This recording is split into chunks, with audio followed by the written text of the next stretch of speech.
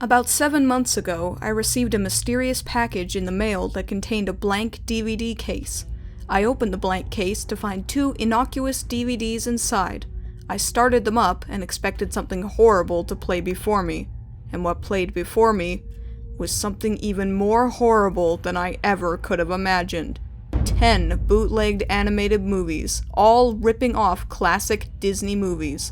I knew then and there that reviewing 10 movies would surely liquefy my brain, so I called upon the talents of 9 other brave souls to help me undertake this monstrous task. So sit back, friends and foes, as I, along with AniMat, Professor Thorgi, Lutoons, CellSpex, Fiction Addiction, Anime America, Shadowstreak, Time Lord 1452, and JoJo Talks Too Much, share these abominations with you, starting with the one that caught my eye the most. The Frog Prince, a ripoff of Disney's 2009 animated film, The Princess and the Frog, made by our hack buddies at Brazil's Video Brinquedo. So strap yourselves in, everyone. We're going on a magical journey. Now then, we begin this retelling of the classic grim fairy tale of the same name with our lovely African princess complaining about how she doesn't want to get married to any of her suitors. Oh, Father, I just didn't like him. Was I supposed to like him? 'Cause I thought he was kind of weird. That animation. Now, I realize we're dealing with standards about as low as the Marianas Trench coming off of a bad cough syrup binge, but Jesus Christ, just look at it! Oh, Father, I was hoping to find a shell that was more special. You know what I'm trying to say? I'm not talking about your hunt for shells. So our princess Iria, I wonder what her area code is, spends the first 3 minutes of this thing complaining to her dear old daddy that she doesn't want to get married. Father, at best he was normal looking and not different from the others. If I'm gonna marry someone, he's got to be a genuine Prince Charming. At this point you may be asking yourself, why is she black? Is it because they wanted to genuinely show that royal status should not be exclusively for people with lighter skin color, thus truly and fairly representing the often underutilized minorities in cinema? Or maybe it's to fool cataract-afflicted grandmas into buying this shit because their kids just want that no movie that got that black princess in it, yeah? Anyway, Iria goes from complaining about not wanting to be married on the beach to complaining about not wanting to be married at the windowsill. Oh, and get used to this fucking windowsill, folks. About 70% of the entire thing takes place here. So then, in her woes, Iria hears the voice of what she thinks to be the spirit of nature coming through her window, and she immediately takes its advice because she's completely incapable of making her own decisions. In the morning, when you leave your house, you must marry the very first creature you encounter that talks to you. That's the silliest thing I've ever heard. But if that's the way it is, then that's the way it is. By the way, nice artifacting around that flower. So the supposed spirit of nature, who turns out to be this amphibious lima bean on stilts pretending to be the spirit of nature, puts a curse on Iria, making her have to marry the first creature that she speaks to. She then pretty much immediately speaks to her father, the king. So then, I guess she has to marry her father? Nah, actually, because of the curse, Iria is forbidden from leaving the castle or mansion or whatever it is, so she can't talk to anyone. Now that she's stuck in the castle, it leaves her plenty of time for, you guessed it, whining! I don't know. Maybe there really isn't a Prince Charming after all. Now, for the next few minutes, the movie just turns into a constant avalanche of cyclical verbal diarrhea that I can sum up in 2 sentences, which are, I want to marry somebody for their personality. You should marry somebody for their personality. I want to marry somebody for their personality. You should marry somebody for their personality. Like, I get it. You made this thing for zygotes and mildly racist blind grandmas, but just get to the point! Boy, did I mess up? But there's no way I want to marry some zinguin dumb guy I don't even know. I'd hurt him. Who are you supposed? So Iria talks to the frog for what feels like 10 trillion hours, and then I can. Of course I can. And now I'm gonna be forced to marry the one that comes to see me today. Anyway, this whirlwind of activity continues as a prospective prince comes along offering to marry Iria to treat the lady to the finer things in life. But Iria, at the behest of her froggy friend, puts some bulrushes in her ears so that she doesn't have to listen to or talk to the prince and prevent the curse from taking hold. So, princess, What types of things do you usually do around here for fun? Wow, that's the most bland, white, American-sounding African prince I've ever heard. It's so amazing I almost didn't notice the background cell looping line breaking up your forest. So the prince talks to Iria, even though she clearly can't hear him, and he brags about how goddamn awesome he is at everything. I, for one, love to exercise. I'm a champion in 8 different sports. Not one single day seems to go by without my winning some kind of competition. Yeah. My trophy room is so big that we had to evict some peasants to expand it. I think we all know what the translation for this conversation is. My dick! It's really small! This conversation between a huge blowhard and a girl with bulrushes shoved in her ears goes about as well as you'd expect, and the prince decides that Iria's not the woman for him. I've never been so offended by anyone in my life. Hey, that's awesome! Great! Can we move on now? Nope. We're back at the windowsill again, where we have the exact same conversation this fanny of a princess and this turd of a frog had about 5 minutes ago. Now we have to suffer the frog and Iria talking a whole bunch for a while about nothing important to pad out the runtime. It might be worth mentioning now how terrible a person Iria is, but I think we all figured that out. Like, I get that she doesn't want to marry someone she doesn't love, and kudos, you don't need no man, but she doesn't have the right to be a massive bitch to everyone all the time. Everyone just loves her anyway. You know, maybe she should have married that prince. They're both ginormous dickheads. They'd be perfect for each other. Anyway, now the frog asks Iria to kiss him for some reason. Like, does it really matter? It's how the story goes. Live with it. That's a good one. Give you a kiss.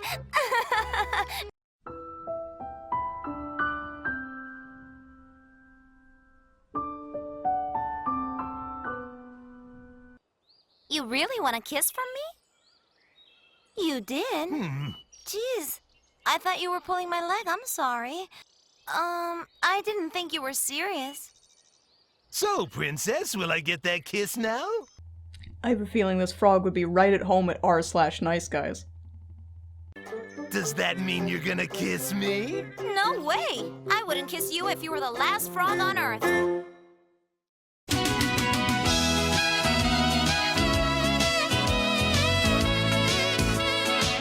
Anyhow, we're gonna skip ahead a bit because the next few minutes can be summed up with just...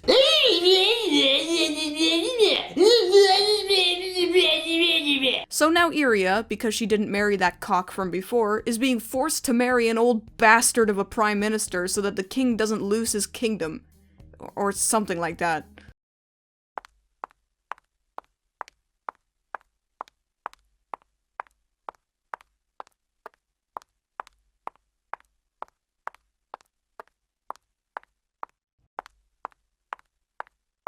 Good morning, Father. What are you reading?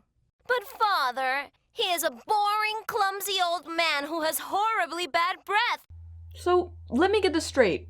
You want someone to love you for who you are on the inside, and yet you just horribly insult everyone who's ugly or has any sort of physical flaws whatsoever. The word of the day on EyeofSol is hypocrite.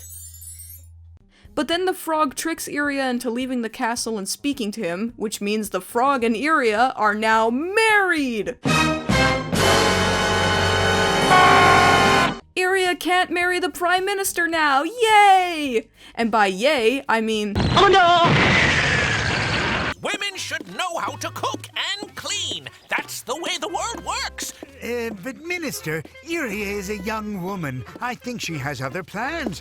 Well, she'll have to let go of all that. I keep my women on a short leash. It's a man's world, and don't you forget it. Wow. Just... wow. Okay, so blah blah, Iria can't marry old bastard because she's married to the frog, yada yada, but the old bastard doesn't like Iria anyway because... Is that all of her? Wow, she's so skinny I can see her bones. I like bigger women. Huh. Old Negachin here likes some extra thick. So the frog comes in and explains the situation, which doesn't seem to surprise the king for some reason, who has yet to hear the frog actually talk. Well, we're almost all the way through this thing. I'm sure I'm the only one in the universe who even gives a shit anymore. Yuria accepts her fate as an instigator of bestiality, and she and the frog finally get their mac on.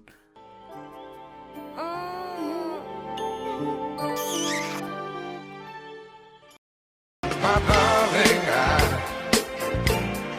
can't get enough of your love, babe. But after all that, it turns out the frog was actually a prince the whole time, and the two live happily ever after at the windowsill for the rest of their 3 frames of animated lives. Well, that was terrible. I mean, obviously it's a cheap knockoff designed to grab and scrounge as many accidental pennies as they can from complete idiots who were fooled into buying this, expecting actual quality. Now I think I'm gonna end my segment by reenacting the original end of the Grimm's fairy tale of this story. Well, it sure as hell didn't turn into a prince.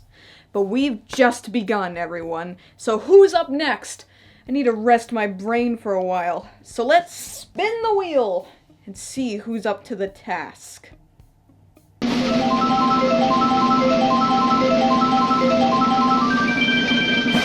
Take it away, AniMat.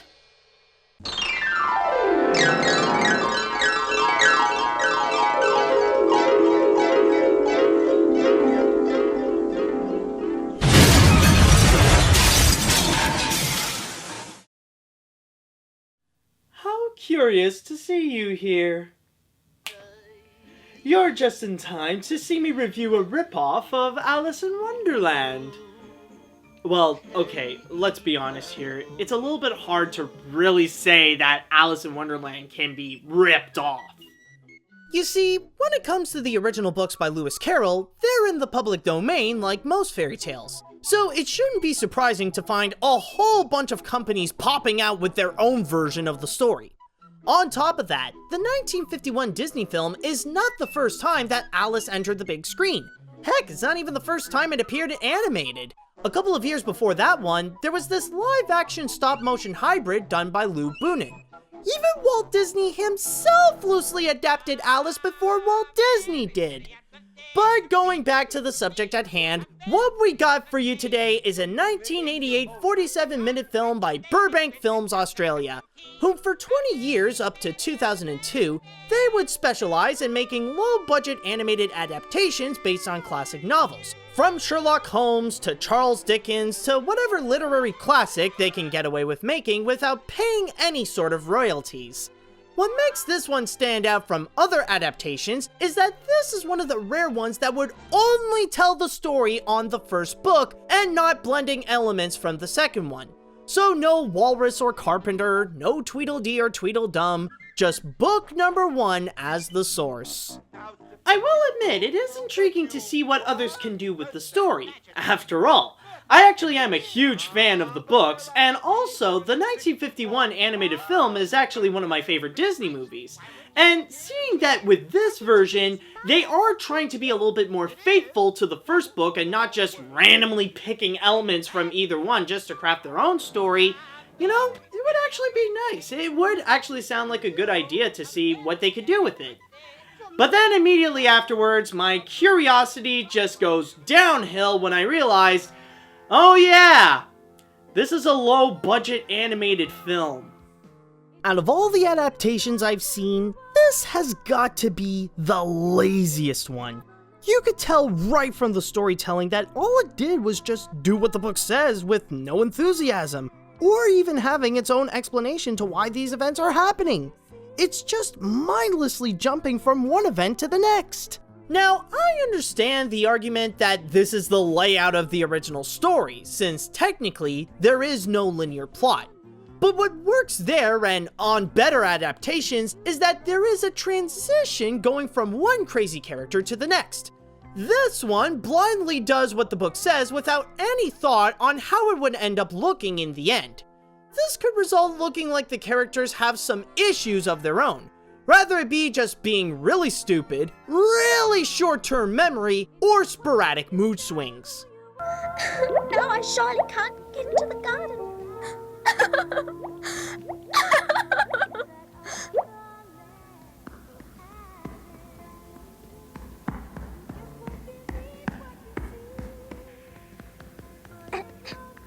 If you please, sir. Speaking of the characters, this is a great example of what happens when you fail to bring them to life. You see, on their own, they don't offer much. They just have that one moment of being weird, and then they're most likely gone for the rest of the story. No character arc, no involvement with the plot, nothing. This is why it's not only up to the writers, but especially the actors to deliver an unforgettable performance to do these timeless characters justice. Here though, there isn't much effort to be found. Most of the voice acting sounds like they're just reading lines with funny voices, and the ones that do seem to act would give out a strange portrayal of the characters, like the Edwin Dodo or the Gurgling Cat. Then it doesn't matter which way you go. In that direction lives a March hare. That's for you to find out. Oh, you can't help that. Most everyone's mad here. You may have noticed that I'm not all there myself. But of course, the bigger thing you would notice here is regarding the animation. Part of it is a bit inspired by the John Tenniel illustrations, but it mostly relies on this generic cartoon style where it's noticeable that the animators had to do it quickly then take the time to get it right. Even the character animation is very limited, removing any sense of energy that the original story would have and turn it into, well, a cheap cartoon. It doesn't help either when, outside of the voiceovers, the audio consists of mostly the same song and a whole bunch of old stock cartoon sound effects.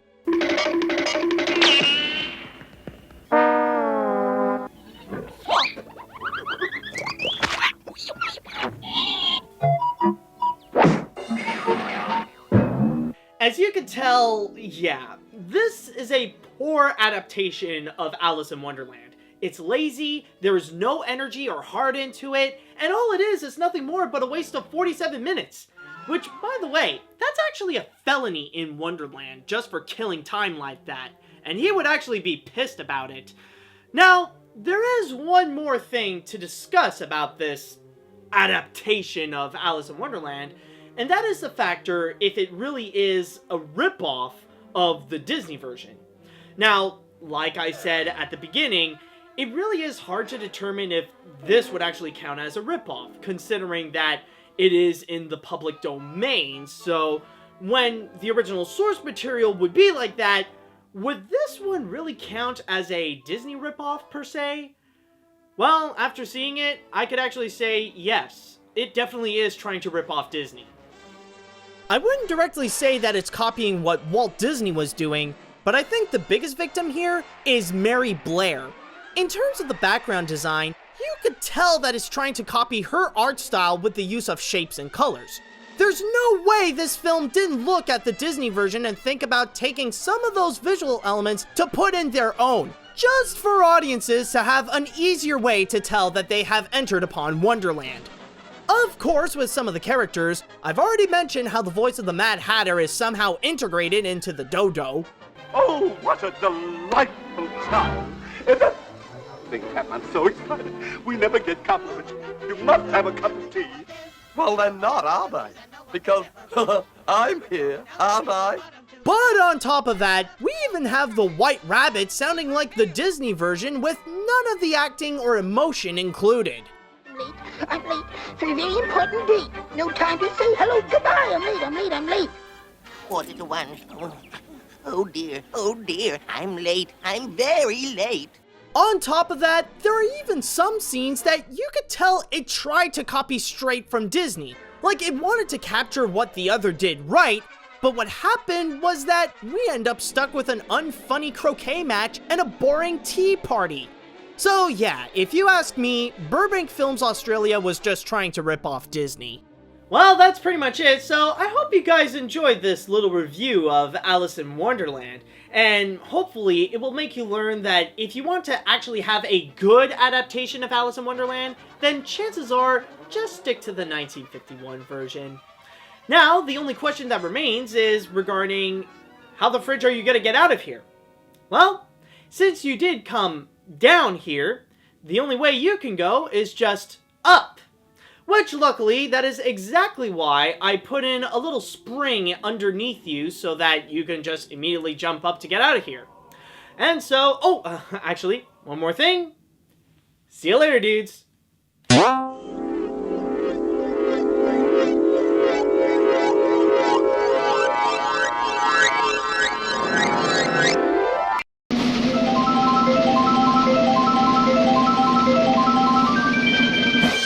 Hang in there, CellSpex. Believe it or not, Disney doesn't have a complete monopoly on princess stories if the one with the swan and the one with the wolf didn't convince you. A Little Princess is a young adult novel by the Secret Garden author Frances Hogman Burnett, and while it's not as well known as that or something like Wizard of Oz, it's usually associated in the same category of childhood classics. And as such, it's made its adaptation rounds into various formats. The most likely known are probably the 39 film with Shirley Temple and the 95 Warner Brothers film starring Lysol Matthews, Eleanor Braun, and Liam Cunningham. Wait, why does that last one sound so familiar? What? Davos? But I can bet that after that movie came out, somebody at Disney was definitely slapping their foreheads considering its mantra. I am a princess. All girls are. Even if they aren't pretty or smart, they're still princesses. Ah, damn it, why didn't we think of that? Anyway, a year after the 95 film, the We Think Parents and Kids Are Morons crappy animated VHS machine churned out its latest victim. Anyway, let us explore this timeless tale of parental death and child slavery. No, the other one. I can think of 3 things wrong with that title. Boy, you sure can tell a lot about its movie from its title font. It was Sarah's first trip away from home, but she wasn't excited by the bustling city around her. Ah yes, the bustling still frame city. I know this is hard, Sarah. Oh wow, Still Frame City is contagious. Not kidding, there are so many dialogue pauses and animation freezes in this, it's like it's a cheap cash-in animation or something. But the jungles of India are no place for you. Despite the fact that that's where we've always lived, and now I'm abandoning you in this strange country you don't know all by yourself. The Minchin School is one of London's finest. Finest live-in art piece / colorblind test, that is. Why, I hear they allow children to draw on the walls. And oh look, they do. Nice background art, guys. My daughter Sarah is everything to me. Please spare no expense. Even though that means that you'll be spending ridiculous amounts of money you potentially don't have, and hope that I don't die before I send you a check. Your mother gave it to me to remember her. I'm giving it to you to remember me. Yes, your mother died when you were a young child, and I only thought now to give you this darling memento. Also the first time I considered that my daughter might like a doll. They say that if you believe in her magic hard enough, then the thing you wish for most of all can come true. Okay, I wish for a flying pony. I wish for Mom to be alive again. I wish for you to not go. Sorry, honey. Daddy, your doll sucks. You're much too forthright for my taste, Sarah Crewe. Mrs. Crewe has done a commendable job of raising her. My mother died when I was very young. Daring to correct my assumptions with facts? This girl has too much cheek to be tolerated. Now go dump some more water unnecessarily on the floor, child slave. Miss Minchin, the head mistress, had no love of children and saw them simply as a wonderful way to get rich. Yes, my optimum goal of being wealthy, naturally I became a teacher! But already she missed the adventure of life with her father in India. Yes, she adored all of the parts of India that allowed her to avoid interacting with any actual Indian people. So Sarah starts attending classes, and big shock, there's an alpha bitch in it. Wow, tongue extending. That's some D+ bullying effort right there. I'm new here. My name is Sarah Crewe. At Miss Minchin's, young ladies don't talk to servant girls. I talk to everyone, as long as they're not rude and mean. Really? 'Cause it sounds like you're talking to me now. Oh, burn! Who are you insulting right now? Meanwhile, Miss Minchin has locked herself in her office for some personal time. Money is my passion, it's my hero, it's my king. There's nothing that excites me more than sacks of coins and jing. I think the Tom and Jerry movie's gonna sue somebody. Doesn't this take place technically in the same time period as A Christmas Carol? Man, Scrooge really missed out on finding his soulmate. Come back here, pig! Come back here and starve to death in the safe! We fast forward to Sarah's birthday. What should we do now? Wow, great party, Sarah. Tongue extending and hand waving? Wow, you elevated to a C-. This is a story about magic, about how, if you believe with all your heart, what you wish for most of all will come true. Setting myself up for a very rough collision with reality in about 2 minutes. So Sarah starts telling a story, showcasing the iconic traits of her character of being clever and imaginative. His daughter, the princess, was very sad because her mother died a long time ago, and she knew she would be lonely without her father. Wow, Sarah, it's like you had the goddess of creativity implanted directly into your brain. Where do you come up with this stuff? But the world's totes most original story is interrupted by something actually interesting happening. I regret to inform you that your father didn't survive. He's dead? I must return to India. Well, don't get too emotional about it. There is no money in his estate. What? Wow, she had a bigger reaction to learning she wasn't rich anymore. But I haven't been paid for last month, and her birthday party cost me a small fortune. Ah yes, the single donkey poster cost you a fortune. So now Sarah lives in the attic and works as a servant.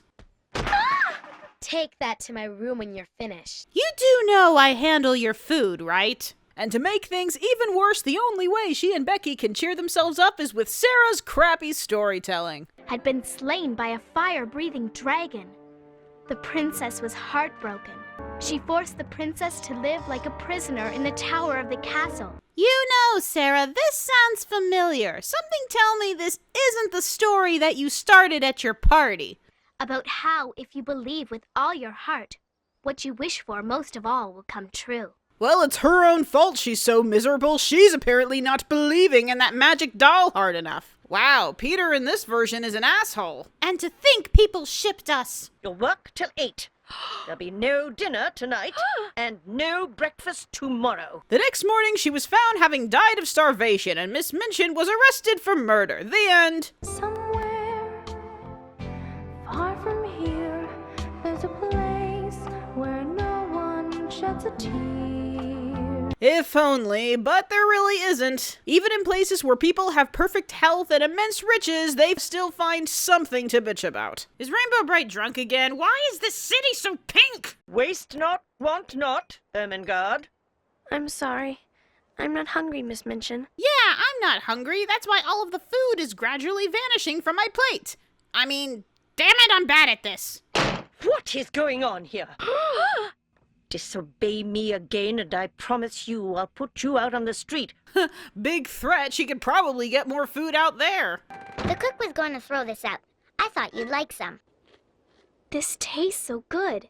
My favorite. Circles of beige. And we'll have a big house, and there'll always be lots of food, and you'll never have to scrub a pot or fill an inkwell again. Yep, and without an education, we'll surely find a way to afford that huge house and food without cleaning. It wouldn't shock me at all if Miss Minchin deliberately set up a parents' night just to rub it in Sarah's face. See? All of the other kids' parents are not dead. It's great to be of nobility. Wow, 3 time-wasting music numbers. Even the Shirley Temple one only shoved in 2 bite-sized ones. Well, not including the pointless dance dream sequence. Ah yes, rich people are known for bringing their giant lint rollers to parties. Ah, at elementary school, the perfect place to get sloshed. Minchin, have you seen my parents? Your parents are still in France on business. They'll see you in the new year. Oh, we're going this route. Feeling sorry for the rich children because they don't see their parents. Yeah, that's gonna make me feel bad for her while Sarah is starving to death. This is the best pastry at the party. I saved it for you. What Lavinia didn't know is that this pastry had spent a certain amount of time in the servant's bathroom. Yeah, why do we need the Indian cohort when we have this stealing of the silverware subplot? That's because I didn't steal any. But I did find this. No, I was going to eat that! And now we return to unoriginal hack masterpiece theater. One day, just to punish the princess, Lady Maleficent stole the princess's magic doll. Okay, the magic doll doesn't even have real magic in the fictional story. Sarah, you suck at this. Wait, I thought you said she was treating her like a slave, so why is she still in her princess clothes? This is an auditory story. How do you know what she's wearing? Wow, the doll really is magic. It placed itself right on this narratively convenient table because clearly Miss Minchin wouldn't have been this stupid. Damn it, why do all of the children I starved to death run away from me? Oh well, at least now I'll get to keep that penny I was saving for their food for myself. I'm happy to inform you that Mr. Richard Crewe is alive. Whoops! Oh wow, the father is actually dying. That's more than in the other stories where he more often had amnesia. It's your fault they ran away. They wouldn't have gone if you'd treated them better. Apparently Lavinia's last name is Blackpot. She's right. You're wrong to make Sarah feel unwanted. Yeah, but Becky, who cares? She's not part of the master race. But I will give this film that while it has the creativity of drywall, Lavinia's shift into Sarah's not bully is slightly more believable here, as apart from the have you two actually had a scene together, or 40 plus episodes of torture and humiliation ending with, yeah, I know I basically set you on fire, but besties now, Kay? Seriously, I do like the anime, but after 40 episodes, the only way it was going to be satisfying is if Sarah got to brand lying across Lavinia's face with acid, and then afterwards gets eaten by a bear. At least in the Shirley Temple one, she got some sort of revenge. Wow, I was right. This is more food than we got all week at school. I say, giving free food to starving children, not on my watch. Hey, I know we were just running for our lives, but let me finish that story now. Just as the princess had hoped, her father was alive. How the f*** do you know he's okay? Or did you decide just now to actually start being creative? Did the princess find the king in time? I don't know. The story suddenly stops. Sarah, I want my money back. Becky, we have literally nothing. You owe me something for putting up with this. Sarah, how exactly was that story going to go when you started it at your birthday party? Once upon a time, there was a princess, and for her birthday, she got a pony. The end. Well, it appears that spontaneous psychicness is a family trait. Sarah's getting on that boat tonight. She's off to India to find me. Oh no, Sarah and Becky are getting on a boat to India and her father's in whatever city this is. Oh, I wonder how this will end. Sarah! Father? Sarah! Oh yeah, a huge ship departing with thousands of people yelling, and Sarah can make out the one voice. Oh, Father! And then he died, and they went back to Miss Minchin's and nothing changed. Ugh, no. Your recovery is nothing short of miraculous. Not so miraculous, Doctor, when there's something to live for. That's right. All those Disney parents just didn't love their kids enough to not die. Oh, but because it's another kid's story about how kindness wins above all else, we of course have to forgive the potential murderer. I'm not wanted here, so it's best I go. I bet there's a place for you here if you want it. Cleaning toilets with your face for all eternity. Yeah, Miss Minchin is another one that hardly ever gets the comeuppance she so richly deserved, namely getting her entrails devoured by an alien baby. But point one for Warner Brothers for doing something. After the way I treated you? Oh no, you misunderstand me. I can forgive you, but when my father finds out what you did to me, he is gonna rack you like Jigsaw. And so all ended well for the princess and her father. Oh my god, who cares about the stupid story? Sarah, it has been literally years since that party. None of us give a flick how that story ended. Some say that it was the magic of the doll Amalou that brought Sarah and her father together. Who? Who the hell is saying that, and where are they so I can kill them? I know you'll be shocked to hear that this dollar store VHS has the quality of a dollar store VHS. It's not even so bad, it's funny, like some other fairy tale knockoffs. It's just so cheap and trite and dull. At least a quarter of the runtime is stretched out by just awkward pauses and dead air. And oh boy, am I glad we inserted that stealing silverware and school bully feels sad subplot into the story, avoiding actual things that happened in the book, like the only actual Indian person Sarah ever meets. who, by the way, in the 30s one was treated like an actual character who has, like, conversations with Sarah, but in the 90s, the two just stare at each other like Indian people are wizards or something. And then he gives her stuff, so he's basically a genie. And what is with the pointless story she keeps telling? And I know that as a character, Sarah is a storyteller, but for the purposes of coping with her terrible reality, what is the point of just regurgitating the terrible things that are already happening to her? Just now with the setting of a castle, with a king and a princess and...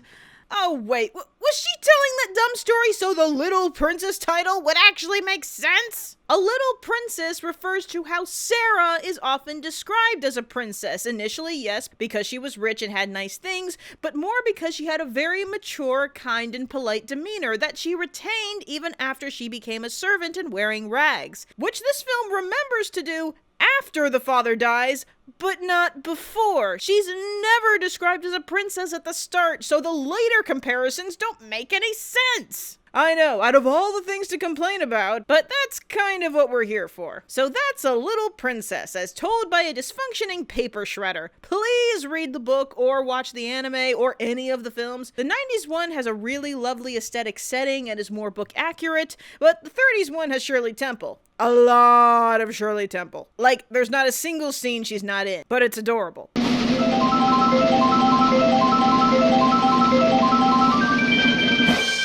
Steel yourself, fiction addiction. The Little Mermaid. The high-budgeted musical family adaptation of a famous fairy tale by Danish poet Hans Christian Andersen, who has delighted people worldwide for over 2 centuries with his stories. The movie that brought the dream factory itself, Disney, back from the brink of destruction. The movie that started the Disney Renaissance, paved the way for tons of well-loved films following it, and upped the game when it came to theatrical animation in general.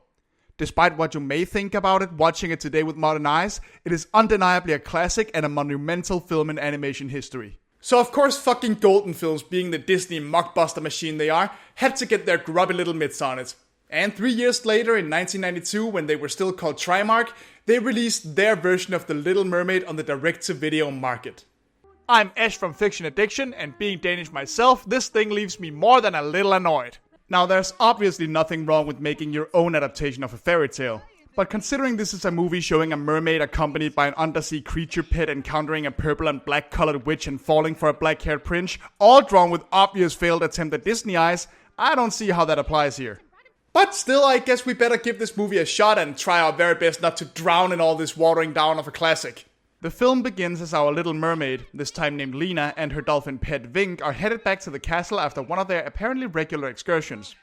As these utterly horrifying seahorse guards happily inform us, today is Lena's birthday, and she decides to celebrate it by ruining her sister's surprise party preparations. Trish, her older sister, is particularly miffed, but quickly lets it slide and gives Lena her birthday present. A beautiful pearl necklace that fails to fit over Lena's freaky Bratz doll head. But it's your best wreath. Oh, okay, so it's a wreath or whatever. Excuse me for not being up to date on my jewelry vernacular. But of course, Lena is not at all like all those other mermaids, because she dreams of one day visiting the surface world and meeting a handsome prince from the land up above. You'll see, Vink. One day I will go to the surface and meet a handsome prince. You don't understand, Vink. There's a whole other world up there, and I've got to see it. And that is absolutely impossible without a man by my side. Specifically a good-looking rich one in a position of power. Oh, and he absolutely has to have a big cock. However, it turns out that Lena is being spied on by the wicked witch Ursula. I mean Cassandra. Sorry, my bad. How dare I mix up the 2 wicked undersea witches with identical color palettes and 3-syllable names ending with an A? I mean, just look at her. She's an eel, not an octopus. That totally makes her a different character. Oh, bad me! Bad me! Anyway, Cassandra summons a whirlpool that doesn't seem to bother Lena one bit, blasting her to the surface where she spots a ship and tells Vink to go back to the castle and let her father know she'll be late so she can explore. Vink, however, refuses. But you're my official royal pet. You're supposed to be my friend. Well, if I'm your friend, how come you always get me into trouble? You raise a very valid point, my flippered friend. But Vink eventually complies, and Lena spies a bit on the sailors dancing at 2 frames per second before she spots Prince Stefan and his butler Cosgrove. Wanna go see a bear ride a motorcycle? Do I? Let's roll!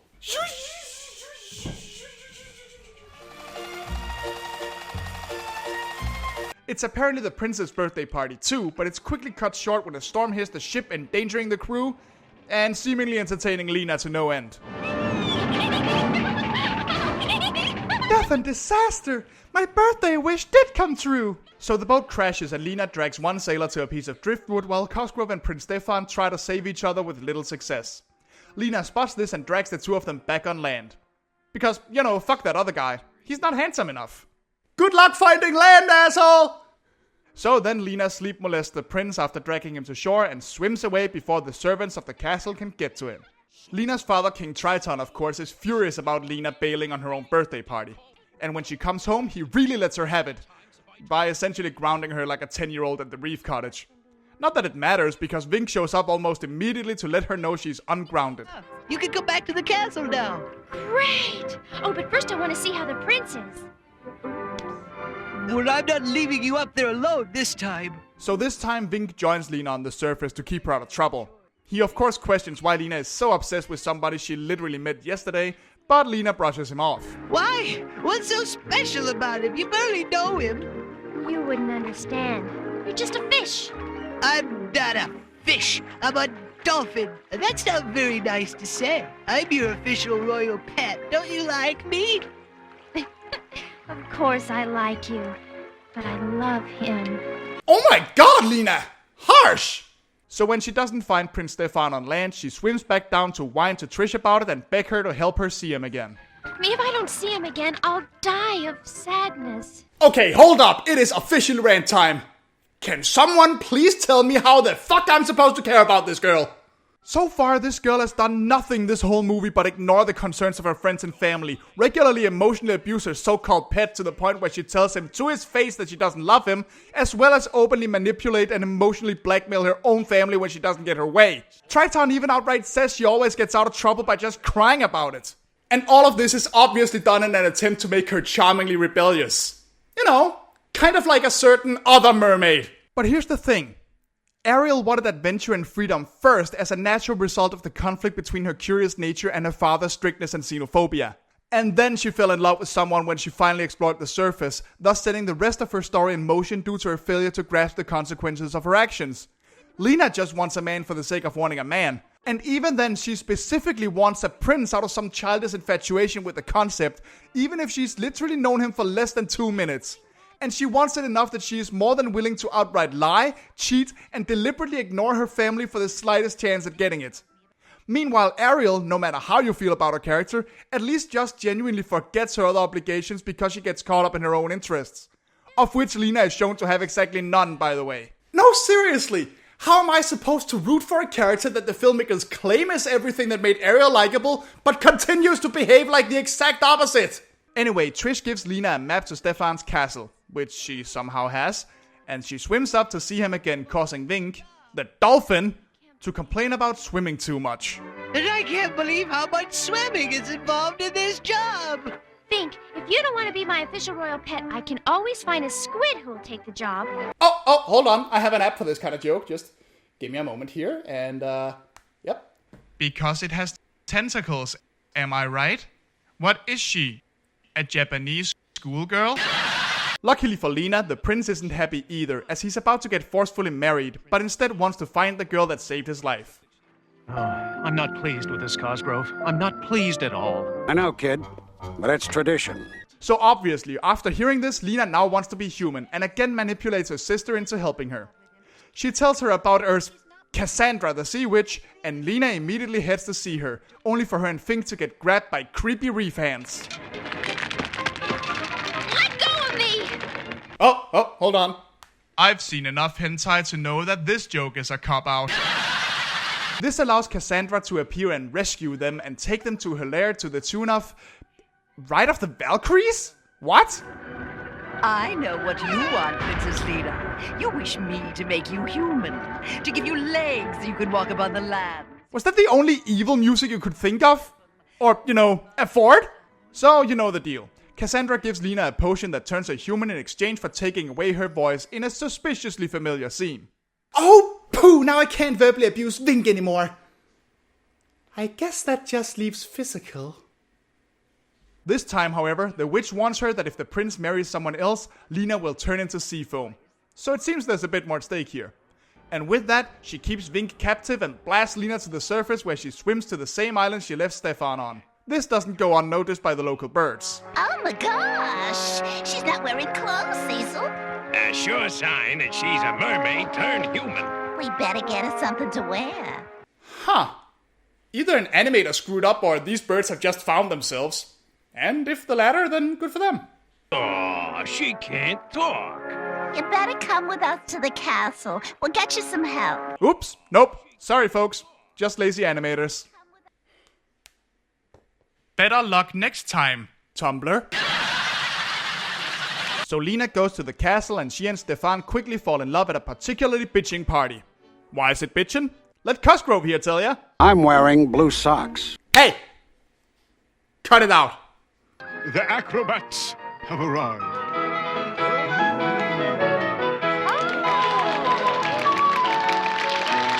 However, Stefan is still supposed to marry another kingdom's princess Anna in a political marriage meant to prevent war, but he promises that he will marry Lena anyway after visiting her. Oh, that will be difficult to explain, sire. It is not necessary for me to offer explanations, Cosgrove. I am a prince. Oh, good! She's an emotionally manipulative bitch, and he proudly abuses his regal status to get his way, even as the country is on the brink of war. Oh, these two were just made for each other. Also, I just want to say, look at how Cosgrove looks at Stefan through the whole movie and how hard they tried to save each other on the ship.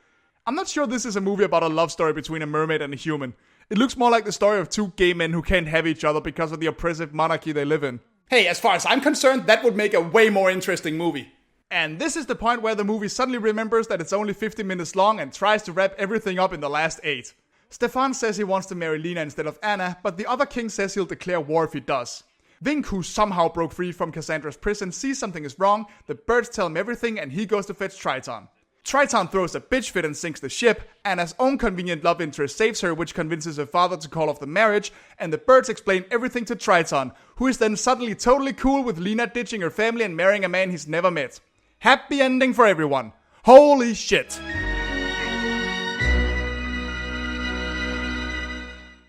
So, yeah, I don't think I need to further explain that this movie is just absolute drivel. No matter how much Golden Films may claim to produce quality family entertainment, this is very obviously a soulless cash grab designed with the very specific purpose of preying on confused grandparents' wallets in the video store back in the day. But even if I ignore that and just focus on it as a movie, its biggest crime is the sloppy writing. Let me just try and think of a good example. Where the fuck did Cassandra go? Remember Ursula? She was a fantastic villain with great presence who preyed on a naive girl's desires in order to usurp the king of the ocean. She had drive, she had ambition, she used despicable dirty tricks to get there, and she got off in an awesome climax after essentially having won. Cassandra enters the scene acting like she's a hotshot evil sorceress with an agenda, and then just disappears immediately after turning Lena human. She never shows any desire to rule or gain anything from this whole ordeal. She at no point attempts to make sure her own scheme works, and she's completely absent from the climax because apparently Golden Films couldn't afford to animate any motion that required more than 2 frames. As a result, Cassandra comes across not just as a bad villain and a waste of space, but as cursing Lena simply for the sole purpose of feeling like being a cunt on that particular day. Grade A writing, you guys! This movie is little more than a half-assed attempt to retell the Disney movie in half the runtime while changing the odd names, pieces, or hair color to keep lawyers off their ass. The film is far from a complete disaster piece exactly, it's at least somewhat comprehensible and not painful to look at, but it is horribly stock and clearly made with absolutely zero effort from anyone involved. I guess maybe you can use this thing to shut small children up for an hour or so, but I have said this before and I will say it again. Children deserve better than this, and shame on anyone for going out of their way to sell them any less. So bottom line is, screw you Golden Films. The only thing golden about you is the opportunity you gave a collab like this to call you out on your shit. I'm Ash of Fiction Addiction, and I'm out. See you another time, folks. Bye.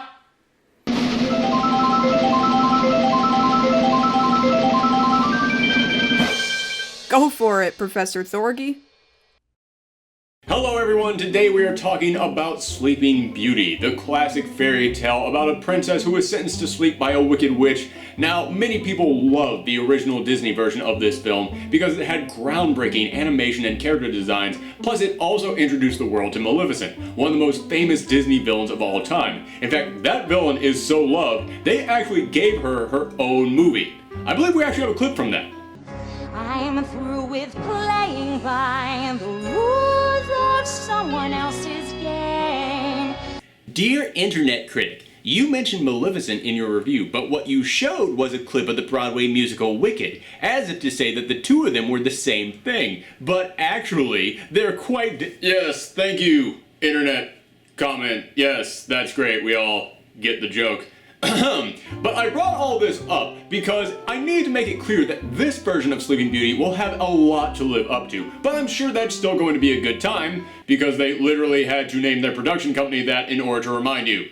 Alright, I'm sorry, I'm being overly negative on this movie because I just expect it to be bad, but I'm sure that they will show me something in the very first 2 seconds of this movie that will completely change my mind. Many pathways lead to love, some are very narrow. Okay, I'll give this movie this. That song might be so generic that you could find it on a CD that just said music on the cover, but in all fairness, it lets me know what this movie's going to be, and how often do you see a film where in the first 2 seconds you know exactly what you're in for?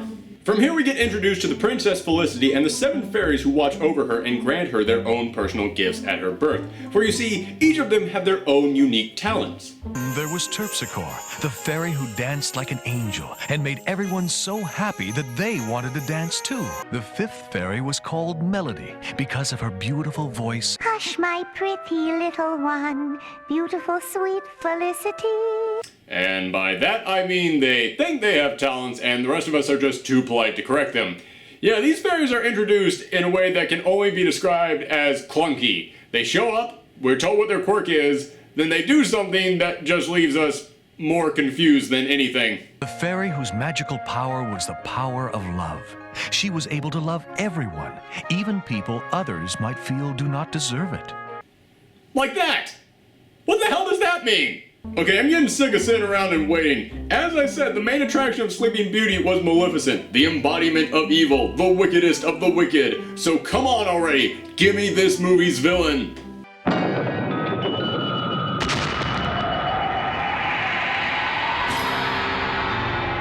I take it back, go back to the fairies and the baby that looks like Tom Poston. You can't not see that now. So this evil fairy, who I'm sure has a name, but I'm just going to call her Vespa Queen, places a curse on the child that 1 week after her 16th birthday, she'll prick her finger on a spinning wheel and die. But the last of the 7 fairies, who I shall refer to as Chippette for reasons that will become obvious in just a moment, still hasn't given her gift to Felicity yet. And while she can't remove the curse, she can still change it. You shall indeed prick your finger on a spindle, but you will not die. Instead, you will fall into a deep sleep, a sleep that will last 100 years and a day. Your plan is bad and you should feel bad. How is sleeping for 100 years any better? Your solution was to Buck Rogers her? Are you trying to turn her into the Captain America of your crappy Disney ripoff shared universe? I mean, not to skip ahead, but... If she had died, it would have been over with, wouldn't it? But to sleep for 100 years and a day, oh, that was sheer genius. Even the villain thinks your plan was worse than hers. At this point, the movie skips ahead to Felicity as a teenager, where in all honesty, you could start the whole film because they proceed to play a song that literally summarizes everything you've seen so far.